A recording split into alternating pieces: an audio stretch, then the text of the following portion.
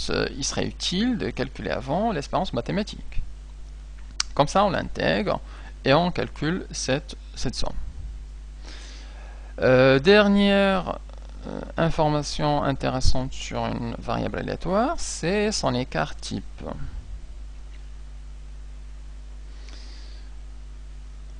Alors, c'est l'écart type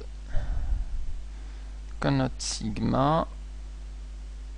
Je vais mettre en vert. Donc, l'écart type d'une variable aléatoire, c'est simplement la racine carrée de sa variance. Une fois qu'on a calculé la variance, on peut simplement déduire l'écart type en calculant la racine carrée. Voilà donc nos propriétés, on a nos formules. On peut faire un petit exemple sur la variable qu'on vient de définir ici. Alors on peut notamment calculer son espérance mathématique. Alors je vais noter un exemple.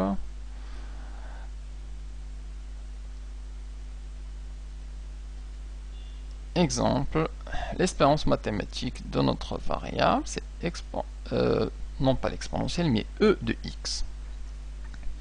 Alors la formule générale, c'est la somme des xi fois pi. Et on va dire ce que c'est. Alors le xi, on en a 5, et les pi, on en a 5.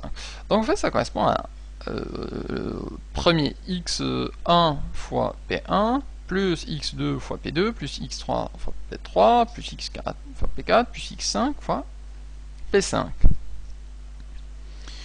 Donc je peux le noter comme ça, x1 fois p1, plus x2 p2, plus x3 fois p3, plus x4 fois p4, plus x5 p5.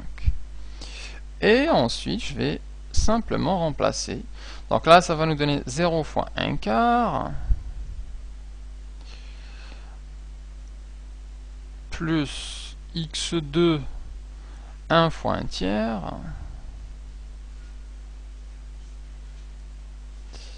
plus 2 fois 5, 8 sur 18,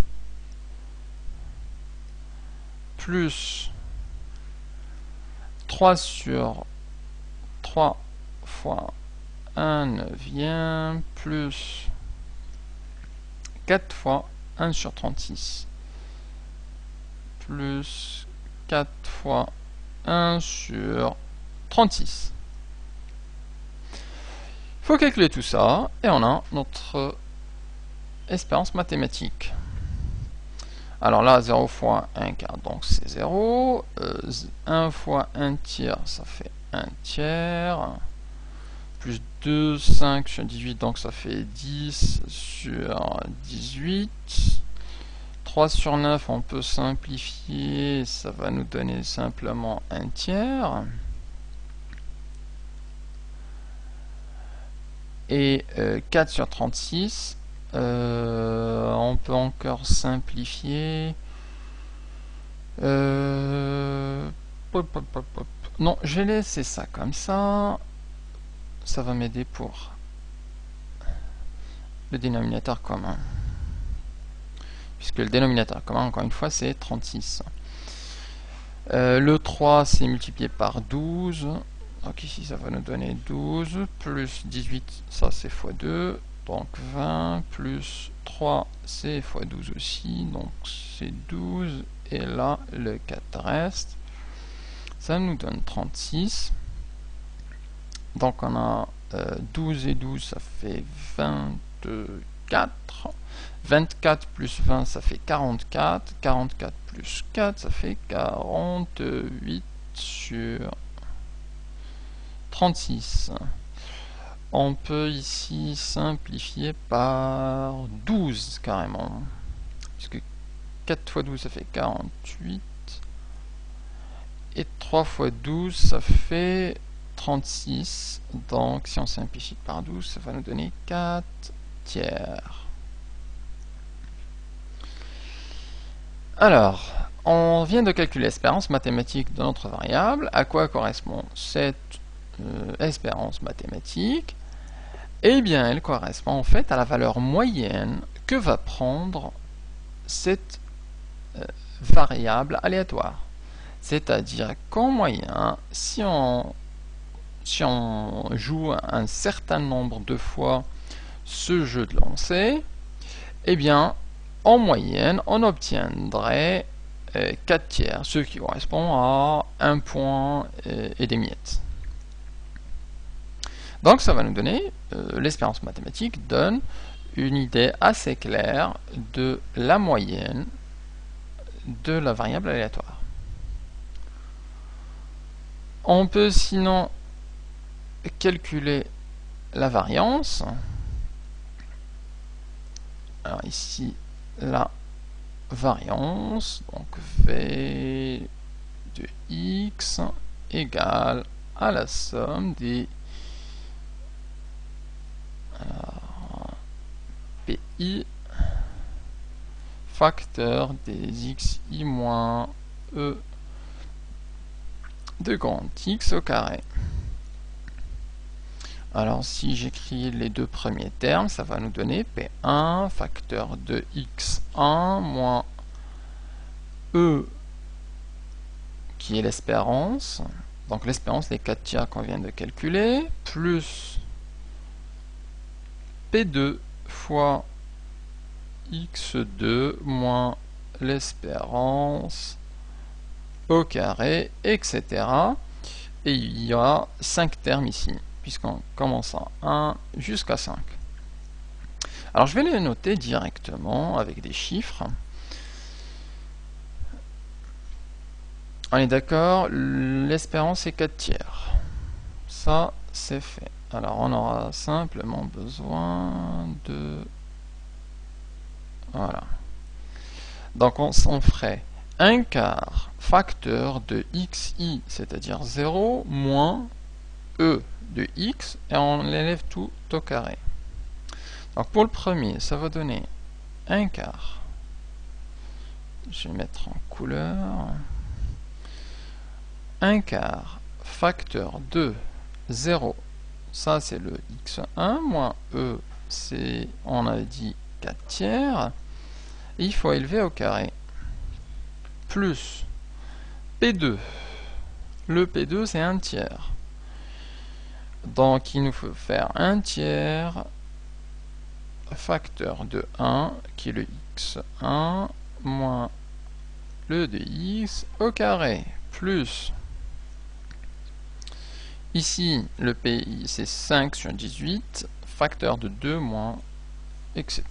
Donc 5 sur 18, facteur de 2 moins 4 tiers au carré, plus 1 neuvième facteur de 3, 1 neuvième facteur de 1, facteur de 3, moins 4 tiers au carré, plus 1 36e facteur de 4 moins 4 tiers au carré. Et on a donc le calcul de notre variance qu'on peut calculer. Alors on va y aller doucement et on va faire ça.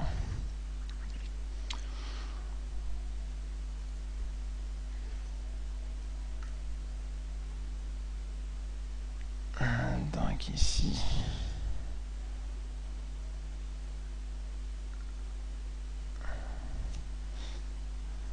là, donc ça c'est égal. Ok, donc moins 4 sur moins 4 tiers au carré, donc ça fait simplement 4 tiers au carré. Ça va nous donner 4 tiers au carré, donc 4 au carré ça fait 16, et 3 au carré ça fait 9. Plus 1 tiers facteur 2. Alors 1 moins 4 tiers ça fait 3 moins 4 sur 3, donc ça fait moins 1 tiers au carré. Ensuite, l'autre, ça fait 5, 18 sur 18, facteur 2. Là, ça fait 3 fois 2, 6. 6 moins 4, ça fait 2 sur 3 au carré. Ensuite, 1 neuvième. Alors ça fait 3 fois 3, ça fait 9. 9 moins 4, ça fait 5 sur 3 au carré. Plus 1 sur 36. 4 fois 3, ça fait 12. 12 moins 4, ça fait 8.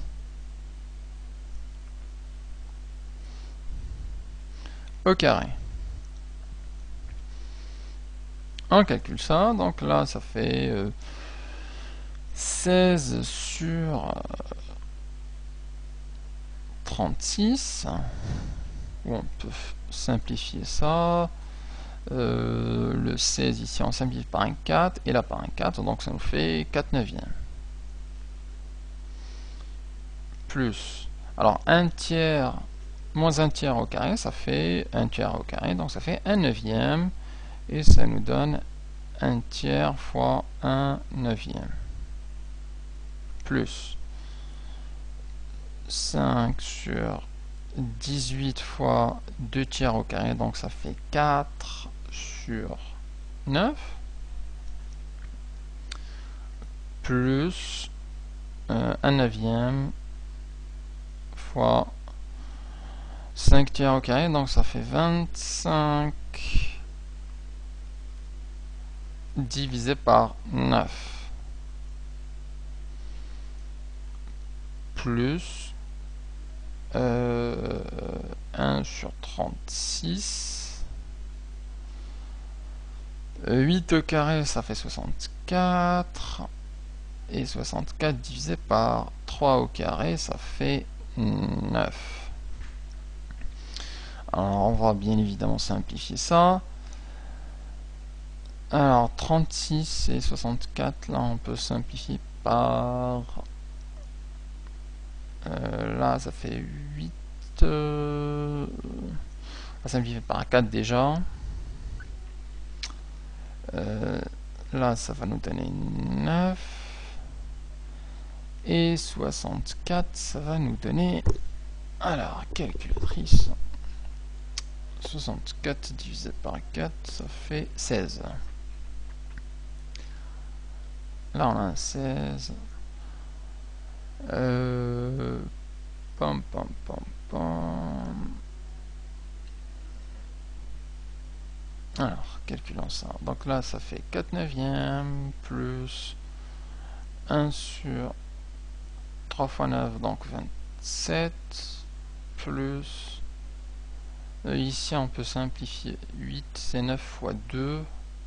Donc, on peut simplement simplifier par 2. Ici, 2 et là 2. Donc, ça fait 10. 5 fois 2, 10. Sur 9 et fois 9, 181. Plus 25 sur 81. Plus 16 sur 81. Ok, donc le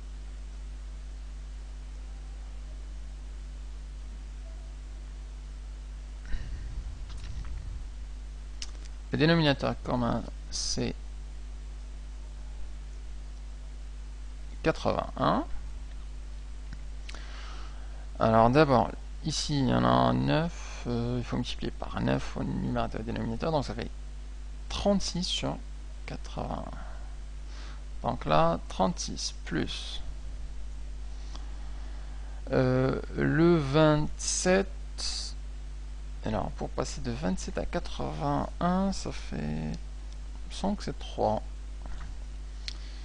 27 fois 3, c'est bien ça. Donc ça va nous donner ici simplement 3. Plus 10, plus 10, plus 25, plus 16. Plus 10, plus 25, plus 16. Alors l'intérêt de le simplifier comme ça, en fait, c'est d'avoir une fraction simple, parce que des fois dans les questions, on demande explicitement des fractions avant de calculer les nombres à virgule. Alors je fais la somme de tout ça, 36 plus 3 plus 10 plus 25 et plus 16. Ça nous fait 90 sur 81. Et il y a moyen de simplifier ça par 3. 81 divisé par 3, on avait dit c'était 27. Donc, et 90 divisé par 3, ça fait 30. Ah, directement par 10. Ouais, ok. Directement par 9, ça nous donnerait 10 sur 9. Et c'est irréductible. Et c'est notre variance. Donc V de x. Dernière étape, c'est le calcul de l'écart type. Donc il y a la racine carrée de la variance. Donc là, c'est l'écart type, c'est égal à racine carrée de grand V de x, et donc c'est égal à la racine carrée de 10 sur 9. Alors on va simplifier ça, c'est la racine de 10 sur racine de 9, puisque la racine de 9 on peut le calculer, c'est 3, et c'est simplement racine de 10 sur 3, qui correspond à l'écart type de notre variable aléatoire définie par ce tableau. Voilà donc pour cette première partie sur les probas. On verra ensuite les lois de probabilité continue pour clôturer ce chapitre.